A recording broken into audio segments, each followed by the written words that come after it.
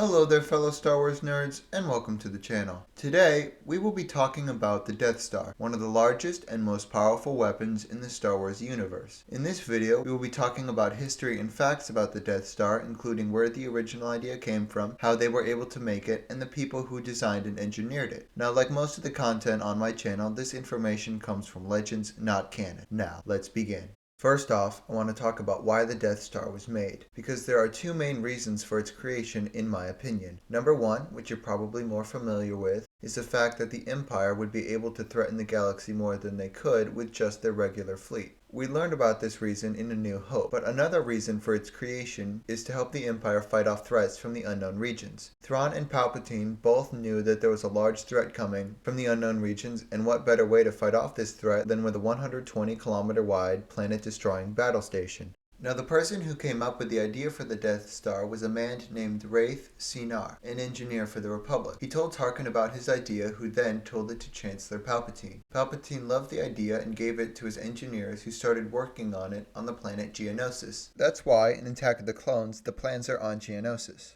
Count Dooku took the plans and gave them to Sidious on Coruscant. Throughout the Clone Wars, the Geonosians worked on the Death Star. They were able to keep the Death Star a secret throughout the war. Also, did you know that in Revenge of the Sith, when Anakin walks into Chancellor Palpatine's office to tell him that they defeated Grievous and force him to give up his emergency powers, Palpatine can be seen looking at the plans for the Death Star. After Order 66 and Palpatine's takeover of the Republic, Palpatine made Tarkin his first Moff and had him watch over the construction of the Death Star. Something I always wondered was, why did it take so long for the Death Star to be built? I mean, they started before the Clone Wars and finally completed it over 20 years later. There were several reasons for this, number one being the cost. It's estimated that the Death Star cost hundreds of septillions of dollars not only to make, but to mine and create the amount of material needed for such a large station. Another reason is because figuring out how to make a planet-destroying laser is pretty hard. The scientists working on the Death Star tried and failed many times to come up with a way to power and fire such a weapon. If they didn't create it perfectly, then the entire space station could potentially explode. Tarkin decided that he needed to assemble a team of the most intelligent beings in the galaxy. The main one being a scientist named Kwi Xux. Kwi Xux was an Amwati, a blue humanoid species that slightly resembles birds. When Kwi was about 10 years old, she was forced to spend 2 years on an orbital education sphere above her homeworld. This sphere orbited Tarkin's personal Star Destroyer. If Kwi and the other students failed, the ship would rain down death onto her home planet. Tarkin's personal research had showed that the Amwati species was capable of extreme mental feats if they were pushed. So for 2 years, Kwi and the other students crammed as much information into their brains as they possibly could. Despite the species being known for its intellect, many of the students could not keep up and failed. After the training was all said and done, Kwi was the only one who survived. Tarkin decided to send her to the Maw installation to help work on the Death Star. Now, what is the Maw installation, you might be asking? The Maw installation was a secret base that Tarkin created without the Emperor's knowledge or permission. The base was in the middle of nowhere and was extremely hard to find. The base was built onto floating asteroids and was surrounded by 3 Star Destroyers and a prototype Death Star. It was led by Admiral Dalla, one of the only female admirals in the Imperial Navy. If you didn't know, along with his bigotry towards aliens, Palpatine was slightly sexist as well, which is why there aren't very many female admirals. Tarkin ordered Kwi and the other scientists to help design the Death Star. They worked on it for many years and eventually fixed the problems that it had. Satisfied, Tarkin kept them in the Maw installation and told them to build a better Death Star, which led to the creation of the Sun Crusher, a small, indestructible ship with the ability to destroy planets.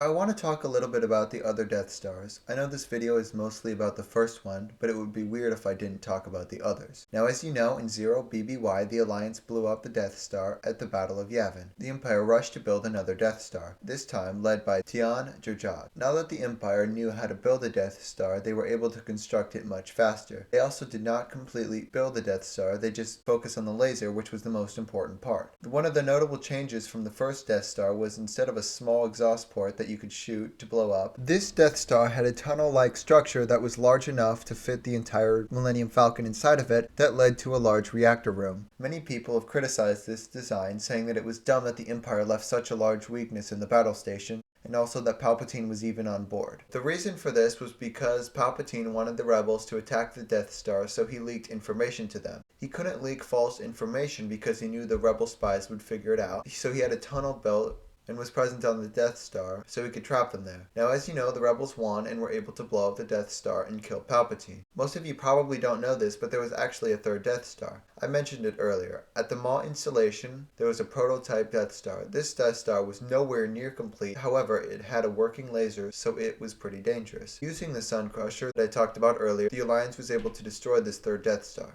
Now, there have been other planet-destroying super weapons that I could talk about, like the Darksaber, which was built based on the plans of the Death Star, or what Palpatine used after returning from the dead. However, these aren't really quote-unquote Death Stars, so I won't really talk too much about them in this video. Probably another time. So that is the history of the first, second, and third Death Stars. Now, I like Rogue One and the characters in it a lot. However, I really like the Legends version of the story. I thought the Maw installation was a cool idea. What do you guys think? Let me know in the comments down below. Also, if you like this sort of content, why not consider following? Thank you, and may the Force be with you.